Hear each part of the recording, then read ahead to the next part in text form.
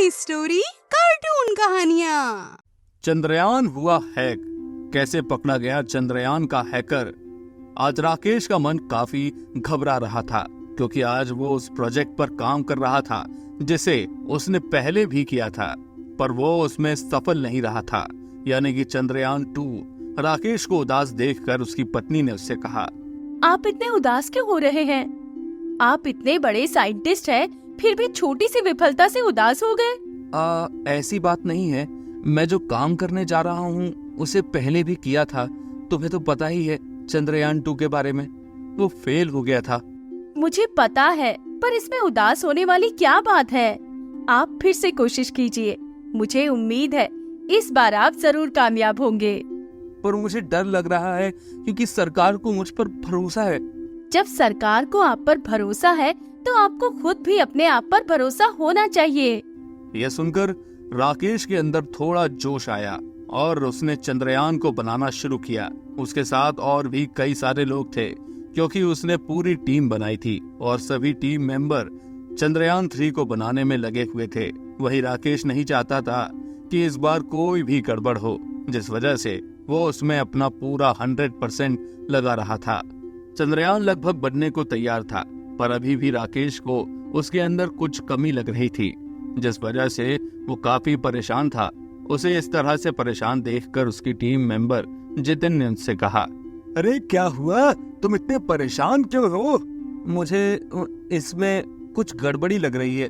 वैसे तो चंद्रयान 4 दिन में चंद्रमा पर पहुंच जाता है, पर अब की बार चंद्रयान ब्लैक साइड उतरेगा तो इस वजह से वहां पर नेगेटिविटी ज्यादा होगी।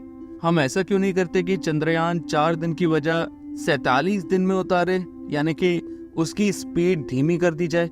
पर इससे तो उसे लगभग 1.5 महीने लग जाएंगे। मुझे पता है कि इससे 1.5 महीने लगेंगे, पर कम से कम वो सुरक्षित तो लैंड हो जाएगा।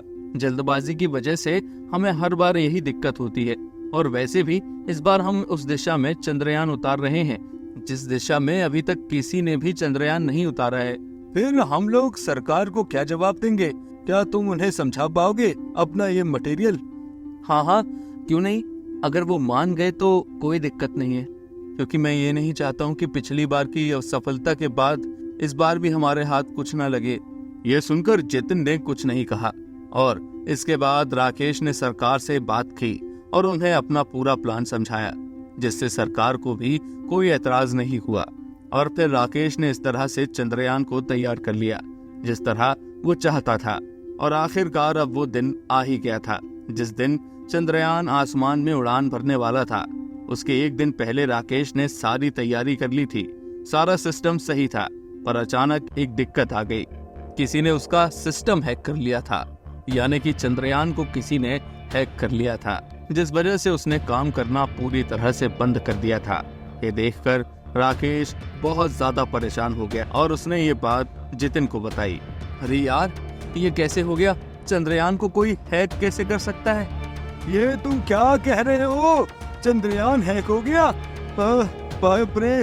पर अब हम लोग क्या करेंगे? कल ही इसकी उड़ान होनी है। मुझे पता है, पर ये काम हमारे टीम मेंबर में से किसी का हो सकता है। पर वो होगा कौन? हम पता कैसे लगाएंगे? पता तो हमें लगाना ही पड़ेगा, वरना हमारी सारी मेहनत धरी की धरी रह जाएगी।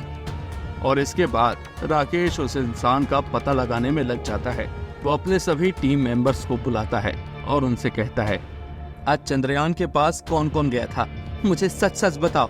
सभी लोग मना कर देते हैं क्योंकि आज सिर्फ राकेश को ही चंद्रयान देखना था, पर राकेश को समझ में नहीं आ रहा था कि वो तो अपने साथ किसी को भी नहीं ले गया था, तो फिर आखिर ऐसा कर कौन सकता था। उसने जब कैमरे की रिकॉर्डिंग चेक की तो वहां पर भी कुछ उसे नहीं मिला। ऐसा लग रहा था कि मानो किसी ने वहां पर छेड़छाड़ कर दी हो। अरे, मुझे लगता है कि किसी ने कैमरे के साथ छेड़छाड़ की है, या फिर किसी ने रिकॉर्डिंग ही डिलीट कर दी है। पर अब मैं कैसे पता करूं कि आखिर चंद्रयान को किसने हैक किया है? लगता है इस बार भी मेरी मेहनत बेकार हो जाएगी। हे भगवान, ये कैसा न्याय है। और ये कहकर वो उदास होकर बैठ जाता है। वहीं दूसरी तरफ जितिन काफी खुश हो रहा था और वो किसी से फोन पर इसी सिलसिले में बात भी कर रहा था। अरे यार मजा ही आ गया।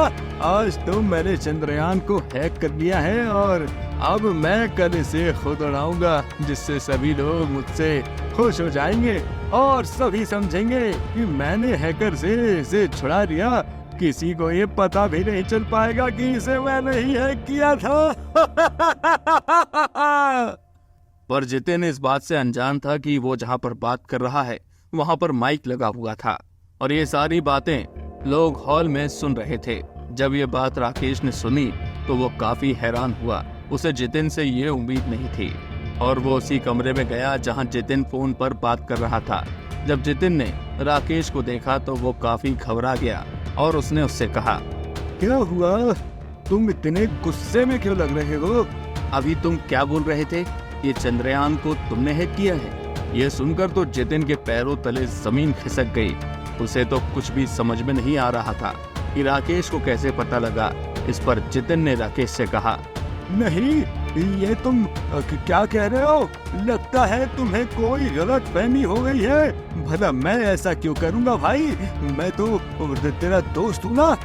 मुझे कोई गलत फहमी नहीं हुई है।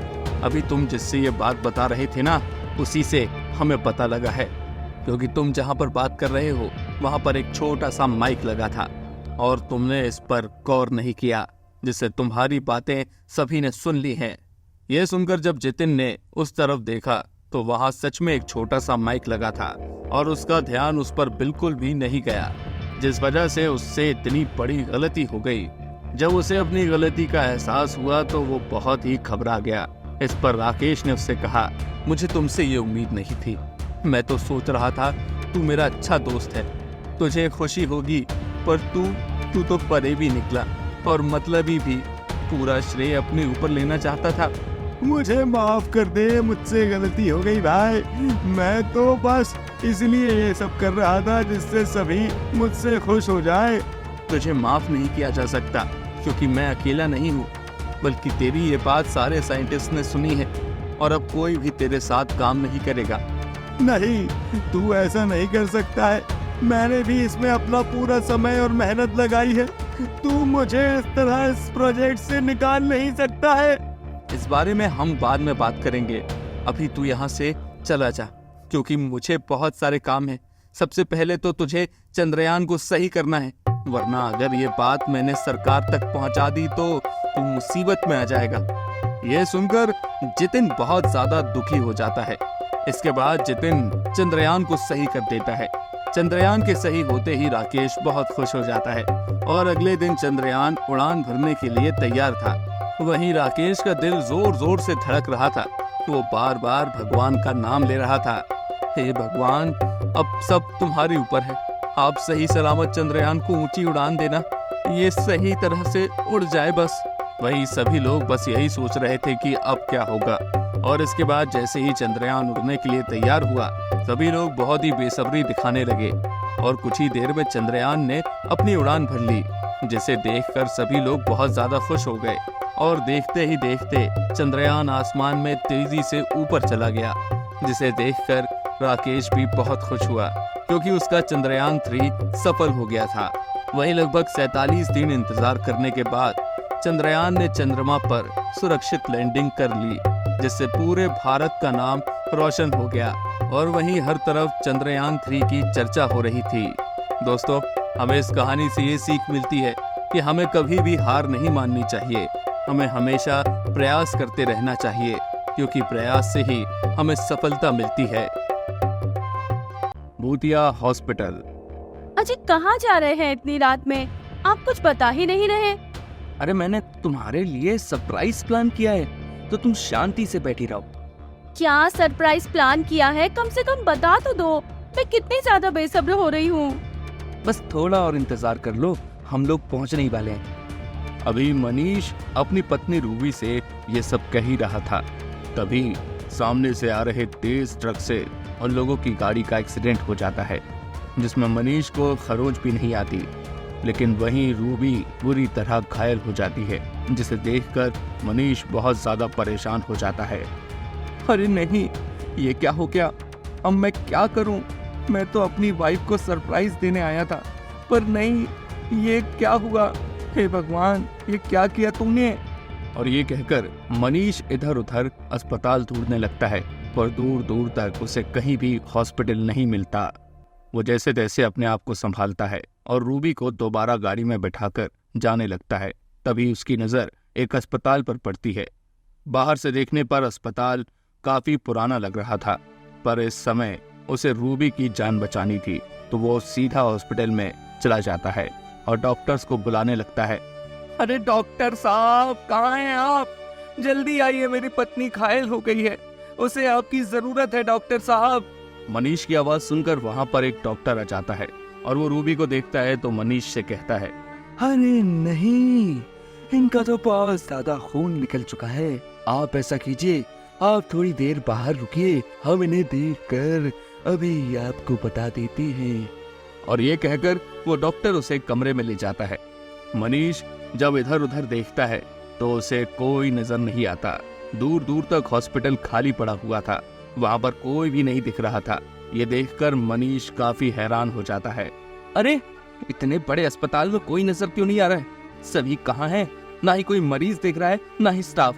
और ये कहकर उसे अजीब सी बेचैनी होने लगती है, क्योंकि उसे अपनी पत्नी की फिक्र हो रही थी। पता नहीं मेरी पत्नी किस हालत में होगी, ये अकेला डॉक्टर उसे कैसे हैंडल करेगा। और यही सब सोचकर वो उसी कमरे में जाने लगता है, पर वो जो आगे देखता है उसकी रूह कांप जाती है, क्योंकि जैसे ही वो कमरे में घुसता है तो वो वहाँ कुछ ऐसा देख लेता है जिससे मनीष वहीं बेहोश हो जाता है। और अगले दिन जब उसकी आंख खुलती है तो वो अपने आप को अपनी गाड़ी के पास पाता है, पर वहाँ उसकी पत्नी नहीं होती। अपनी पत्नी को ना पाकर वो उसे इधर उधर ढूंढने लगता है। तभी वहाँ से एक आदमी गुजर रहा होता है और वो मनीष से कहता है, अरे भैया, किसको ढूंढ रहे हो? मैं अपनी पत्नी को ढूंढ रहा हूँ। और यहाँ से वो हॉस्पिटल कहाँ चला गया? अभी तो यहीं वो हॉस्पिटल था। अरे तुम किस हॉस्पिटल की बात कर रहे हो? यहाँ तो कोई हॉस्पिटल नहीं है। पर मनीष के बार बार हॉस्पिटल का नाम लेने पर वो आदमी समझ गया कि मनीष भूतिया हॉस्पिटल की ही बात कर रहा है, और उसने मनीष से कहा, कहीं तुम भूतिया हॉस्पिटल की बात तो नहीं कर रहे हो? क्या भूतिया हॉस्पिटल? पर उसमें तो मेरी पत्नी एडमिट है। ये तुम क्या कह रहे हो? ये तुमने क्या किया? वो भूतिया हॉस्पिटल है, उसमें एक बार जो कोई भी जाता है वो वापस नहीं आ पाता। अब तुम्हारी पत्नी कभी नहीं आएगी। नहीं, मैं अपनी पत्नी को हर हालात में लेकर आऊंगा, चाहे मुझे कुछ भी करना पड़े। पर वो भूतिया हॉस्पिटल है कहाँ? मुझे दिखाई क्यों नहीं दे रहा है? वो तो सिर्फ रात में ही दिखाई देता है, दिन के उजाले में वो गायब हो जाता है। ये सुनकर मनीष बहुत ज्यादा परेशान हुआ। उसे ऐसा लग रहा था मानो वो अपनी पत्नी को खो देगा, और अब उसे कुछ भी समझ में नहीं आ रहा था और वो अपना सिर पकड़कर बैठ गया। तभी उसे रात के सीन याद आने लगे कि जब वो कमरे में गया था तो उसने देखा था उसकी पत्नी के सामने एक चुड़ैल खड़ी हुई थी और वो उसके शरीर को नोच नोच कर खा रही थी। ये याद आते ही वो बुरी तरह रोने लगा, पर उसके दिल में एक उम्मीद थी कि शायद उसकी पत्नी रूबी अभी भी जिंदा हो, और वो रात होने का इंतजार करने लगा। जैसे ही रात हुई वो हॉस्पिटल फिर से दिखाई देने लगा। हॉस्पिटल को देखकर वो काफी ज्यादा डर गया, पर हॉस्पिटल के अंदर जाने के अलावा उसके पास कोई दूसरा चारा नहीं था और वो हिम्मत करके हॉस्पिटल के अंदर गया। अस्पताल में कोई भी नहीं था। वो उसी कमरे में गया जहां पर उसने अपनी पत्नी को एडमिट किया था, पर वहां पर उसकी पत्नी नहीं थी। वो अपनी पत्नी को पूरे हॉस्पिटल में ढूंढने लगा, पर उसकी पत्नी का कहीं भी अता पता नहीं मिला। तभी किसी ने पीछे से आवाज दी, आप क्या ढूंढ रहे हैं? जैसे ही मनीष पीछे देखता है तो उसके सामने उसकी पत्नी खड़ी हुई होती है, पर वो बहुत ही डरावनी हालत में थी। जगह जगह से उसका मांस निकल रहा था और वो काफी बदसूरत हो गई थी। अपनी पत्नी को इस तरह देखकर मनीष के होश उड़ गए और उसने हिम्मत करके कहा, मैं तुम्हें ही ढूंढ रहा था, तुम यहाँ क्या कर रही हो? चलो मेरे साथ। नहीं, अब मैं नहीं जा सकती हूँ, आप चले जाइए, अब वरना ये आपको भी मार डालेंगे। नहीं, मैं कहीं नहीं जाऊंगा, मैं तुम्हें लेकर ही जाऊंगा। आप क्यों जिद कर रहे हैं? अब मैं जिंदा नहीं हूँ, मैं मर चुकी हूँ। नहीं, ये नहीं हो सकता, तुम मुझे छोड़कर नहीं जा सकती हो। और ये कहकर मनीष जोर जोर से रोने लगा। तभी वहां पर वही चुड़ैल आई और उसने मनीष से कहा, अरे वाह, आज फिर नया शिकार आ गया। अभी तो हमारी बहुत मौज है। मेरे पति से दूर रहना, वरना मुझसे बुरा कोई नहीं होगा। कल तक तो मैं बेबस थी, पर आज मैं भी तुम्हारी तरह बुरी आत्मा हूँ। तू गलती कर रही है। इस अस्पताल में तू अकेली नहीं है, यहाँ पर बहुत सारी आत्माएं हैं, तो तू हमारा मुकाबला नहीं कर पाएगी। चाहे कुछ भी हो, पर मैं अपने पति को इस हॉस्पिटल से निकाल कर ही रहूंगी। और ये कहकर उसने अपने पति से कहा, आप इस हॉस्पिटल से जाइए, देखते हैं कौन रोकता है आपको। पर मनीष जाने के लिए तैयार ही नहीं था। पर पत्नी के बार बार कहने पर वो वहाँ से भागने लगा, पर वो सभी आत्माएं भी उसके पीछे भागने लगी। अरे ऐसे कैसे इस अस्पताल से बचकर जा सकता है? तुझे भी तेरी पत्नी की तरह मारना होगा। ये सुनकर रूबी बहुत ज्यादा गुस्से में आ गई, क्योंकि उसने उस डॉक्टर की सच्चाई जान ली थी। क्योंकि रूबी पूरी तरह बेहोश नहीं थी, उसे होश आ गया था। जब उसने उस चुड़ैल को देखा तो बचने की कोशिश की, पर उस चुड़ैल ने तब तक रूबी की गर्दन तोड़ दी। और अब वो नहीं चाहती थी कि उसके पति के साथ भी वही हो। इसी वजह से उसने उन सभी आत्माओं को रोका, क्योंकि रूबी एक अच्छी आत्मा थी, जिस वजह से वो बुरी आत्माओं पर भारी पड़ रही थी। तभी एक चुड़ैल ने मनीष पर हमला किया, पर रूबी ने उसे पकड़ा और उसकी गर्दन को वहीं पर मोड़ दिया, जिससे वो चुड़ैल वहीं मर गई। वहीं मनीष जैसे तैसे करके हॉस्पिटल से बाहर निकल आया, पर अब उसके दिमाग में उस भूतिया हॉस्पिटल को मिटाने का भूत चढ़ा हुआ था, क्योंकि उसने इस हॉस्पिटल की वजह से अपनी पत्नी को खो दिया था।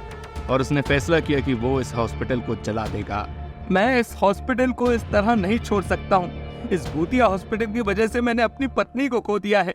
मैं इसे अब तबाह कर दूंगा, जिससे ये किसी को भी अपनी तरफ आकर्षित ना कर पाए, ना ही कोई बेमौत मारा जाए। और ये कहकर उसने हॉस्पिटल में आग लगा दी, और धीरे धीरे करके वो पूरा हॉस्पिटल जलने लगा। उसने उसमें अपनी पत्नी को भी जलते हुए देखा, जो उसे आखिरी बार प्यार से देख रही थी। ये देखकर वो फूट फूट कर रोने लगा, और कुछ ही देर में वो हॉस्पिटल उसकी आंखों के सामने से ओझल हो गया, और मनीष फिर से बेहोश हो गया। अगली सुबह जब उसे होश आया तो वो अपने घर पर था। घर वाले उससे रूबी के बारे में पूछ रहे थे, तो उसने बड़ी मुश्किल से उन्हें सब बताया और अपने आप को संभाला। पर उसे खुशी थी कि मरते समय भी उसकी पत्नी ने उसका साथ दिया। तो दोस्तों, कैसी लगी आपको हमारी कहानी?